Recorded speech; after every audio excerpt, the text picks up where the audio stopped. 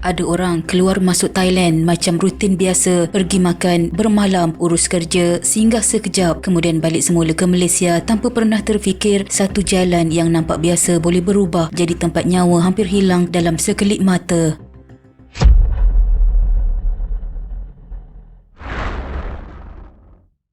Pada pagi Isnin 29 Jun 2026, dua rakyat Malaysia menaiki sebuah Proton X50 berdaftar Malaysia di daerah Takbai, wilayah Narathiwat, selatan Thailand. Nama mereka kemudian dikenal pasti sebagai Abdullah Syarapi Abdul Rahman berusia 45 tahun dan Muhammad Yusri Udin berusia 38 tahun. Abdullah Syarapi dilaporkan berasal dari Kelantan dan bekerja sebagai kaki tangan di sebuah hospital di Kelang, Selangor, manakala Muhammad Yusri pula dilaporkan dari Sabah dan menetap di Kelantan. Kawasan Takbai sendiri bukan asing bagi rakyat Malaysia, terutama orang Kelantan yang biasa keluar masuk melalui sempadan untuk urusan keluarga, perniagaan, makan, membeli barang atau bercuti singkat. Tapi daerah itu juga terletak dalam wilayah selatan Thailand yang selama bertahun-tahun dikaitkan dengan insiden keselamatan, letupan, serangan terhadap pasukan keselamatan dan konflik yang belum benar-benar padam. Kejadian berlaku sekitar jam 11.40 hingga 11.41 pagi waktu Thailand, bersamaan lebih kurang 12.40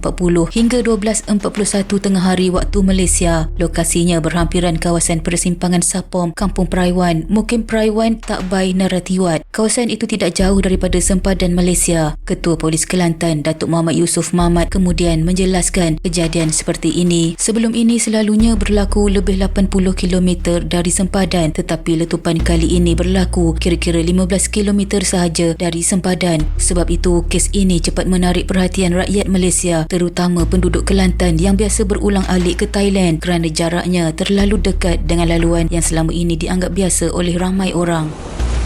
Pada hari kejadian, Abdullah Syarapi dan Muhammad Yusri sedang bergerak menggunakan Proton X50. Dari cerita mangsa, mereka dalam perjalanan pulang ke Malaysia selepas bermalam di Thailand dan sempat singgah makan di Narathiwat. Abdullah Syarapi menyatakan selepas makan dia tertidur di dalam kenderaan ketika Muhammad Yusri memandu, kemudian tersedar dalam keadaan kelam kabut selepas letupan. Dia cedera lebih serius berbanding Muhammad Yusri. Antara kecederaan yang dilaporkan termasuk luka akibat serpihan di bahagian dahi, kecederaan di kepala, tangan kiri, peha kiri dan kaki kiri. Ada juga sumber menyebut kecederaan pada kaki kirinya agak serius, manakala kecederaan kepala dipercayai turut berkait dengan serpihan kaca dan kesan hentakan selepas letupan. Muhammad Yusri pula mengalami kecederaan lebih ringan, termasuk kecederaan pada lengan kanan dan jari tangan kiri. Muhammad Yusri pada mulanya menyangka kereta yang dipandunya terlibat dalam kemalangan. Selepas itu baru dia sedar berlaku letupan di bawah kenderaan yang dinaiki. Keadaan dalam kenderaan ketika itu digambarkan sangat panas, seolah-olah sedang terbakar, dan dia melihat rakannya dalam keadaan berlumuran darah di bahagian penumpang. Muhammad Yusri kemudian cuba merangkak keluar sebelum dia dan Abdullah Syarapi diselamatkan petugas kecemasan Thailand. Walaupun cederanya tidak seteruk Abdullah Syarapi, dia tetap melalui trauma besar apabila melihat sendiri keadaan rakannya selepas letupan berlaku. Selepas letupan, kawasan kejadian terus dikawal pihak berkuasa Thailand. Laluan dari persimpangan Sapom hingga Kampung Sabah Baharu ditutup untuk memberi ruang kepada pasukan keselamatan, unit pemusnah bom atau EOD dan pasukan forensik menjalankan siasatan. Pihak keselamatan dari beberapa agensi turut menutup sekitar 1 km kawasan laluan antara persimpangan Sapom hingga kawasan Pusingan U berhampiran kuari pasir. Langkah itu dibuat kerana dalam kes letupan seperti ini, pihak berkuasa perlu memastikan tiada bahan letupan kedua, tiada bukti yang rosak dan tiada ancaman susulan terhadap orang awam atau pasukan penyiasat.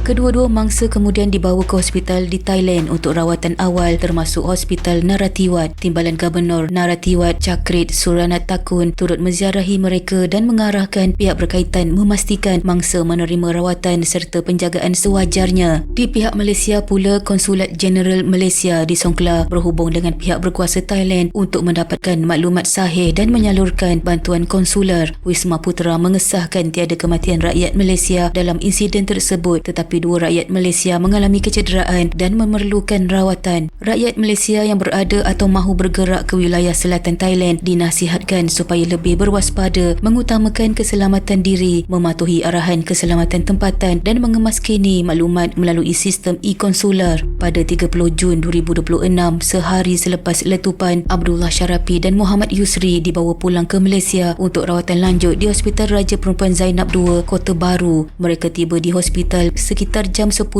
pagi selepas dipindahkan dari Naratiwat Rachana Karin Hospital melalui kompleks ICQS Rantau Panjang. Sebaik tiba, mereka menjalani pemeriksaan awal di Jabatan Kecemasan sebelum pihak hospital menentukan rawatan seterusnya sama ada perlu dimasukkan ke ward atau dibenarkan keluar selepas penilaian doktor. Abdullah Syarapi menggambarkan pengalaman itu sebagai satu kejadian yang boleh meragut nyawa. Dia bersyukur kerana masih hidup selepas melalui detik yang langsung tidak dijangka. Baginya, letupan itu bukan sekadar kemalangan kecil tetapi pengalaman yang akan terus melekat dalam ingatan kerana hanya beberapa saat boleh menentukan sama ada seseorang itu pulang dengan selamat atau tidak pulang langsung. Kerajaan Thailand pada awalnya menawarkan rawatan kepada mangsa di Thailand sehingga pulih, namun Abdullah Syarapi memikirkan urusan kerja dan meminta untuk dibawa pulang ke Malaysia supaya rawatan lanjut boleh dibuat di sini. Ahli keluarganya yang menetap di Selangor sudah dimaklumkan bahawa dia terselamat selepas kejadian.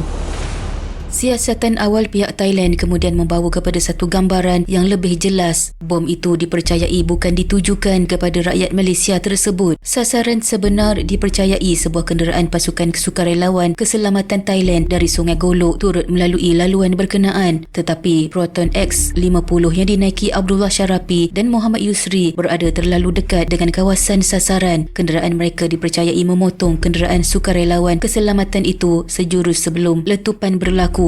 Saat itulah semuanya bertukar menjadi detik cemas. Satu bahan letupan buatan sendiri atau IED yang dianggarkan seberat kira-kira 70 kg diletakkan di kawasan tepi jalan berhampiran pembetung atau longkang, kemudian diletupkan menggunakan telefon bimbit. Letupan itu cukup kuat untuk merosakkan kenderaan dan mencederakan mereka. Siasatan pihak Thailand kemudian bergerak pada fasa seterusnya. Pada 1 Julai 2026, polis Thailand menahan seorang lelaki warga Thailand berusia 40 tahun bagi membantu siasatan pengeboman tersebut. Operasi penahanan dijalankan oleh anggota Balai Polis Takbai bersama bahagian Marine Camp Chulapon, pegawai pentadbiran, pasukan EOD dan unit anjing pengesan tentera di sebuah kediaman. Lelaki itu ditahan di rumahnya di Kampung Sepom, Mukim Perayuan Takbai sekitar jam 3 petang. Pemeriksaan di kediaman suspek menemukan 10 utas jam tangan yang disembunyikan dalam guni bersama beberapa serpihan paip. Barang-barang itu dirampas untuk siasatan lanjut kerana komponen seperti jam tangan dan paip boleh menjadi bahan penting dalam siasatan berkaitan letupan, terutama jika ia dikaitkan dengan alat pemasa, rangka bom atau komponen IED. Lelaki itu ditahan di bawah undang-undang tentera untuk tempoh tidak melebihi 30 hari di Regimen Ranger ke-46 Naratiwat. Pada 3 Julai 2026, kerajaan Thailand menyerahkan pampasan sebanyak 650,000 baht, kira-kira RM80,000 kepada Muhammad Yusri Udin. Pampasan itu disampaikan oleh Gubernur Naratiwat Bun Chue Homiamen di Pejabat Kastam Sungai Golok. Kerajaan Thailand menyatakan rasa kesal terhadap kejadian itu dan memberi jaminan bahawa langkah keselamatan akan terus diperkukuh untuk melindungi penduduk serta pelancong. Pampasan itu datang daripada dana kerajaan Thailand untuk membantu mangsa insiden keselamatan termasuk bayaran berkaitan kecederaan dan kerosakan harta benda. Namun setakat maklumat yang ada, pampasan yang disahkan secara jelas ialah kepada Muhammad Yusri. Belum jelas sama ada Abdullah Syarapi turut menerima pampasan berasingan atau bantuan lain selain rawatan. Datuk Muhammad Yusof Mahathir mengesahkan kedua-dua mangsa memasuki Thailand secara sah. Dia menasihatkan rakyat Malaysia, khususnya penduduk Kelantan, supaya tidak ke Thailand jika tiada urusan mustahak. Nasihat itu datang selepas mengambil kira jarak kejadian yang terlalu hampir dengan sempadan Malaysia dan risiko keselamatan di kawasan selatan Thailand. Timbalan Menteri Besar Kelantan Datuk Dr. Muhammad Fazli Hassan pula meminta rakyat Kelantan yang mahu melancong atau berkunjung ke selatan Thailand supaya lebih peka terhadap risiko keselamatan. Kerajaan negeri tidak menghalang rakyat Kelantan ke Thailand kerana ramai mempunyai hubungan keluarga, urusan perniagaan dan kebiasaan berulang-alik ke negara jiran, tetapi orang ramai diminta mendapatkan maklumat terkini mengenai situasi keselamatan sebelum bergerak.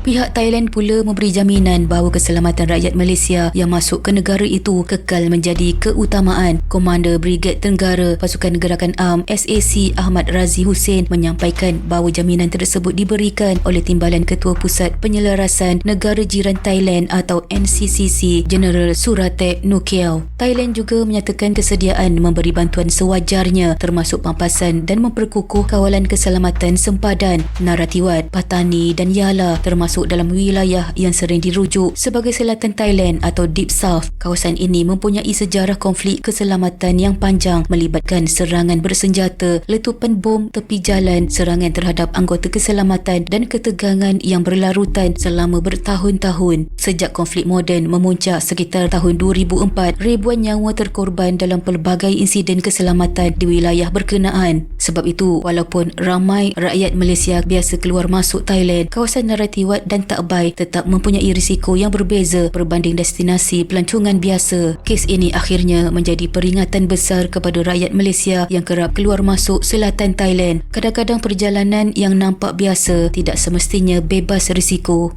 Sekian.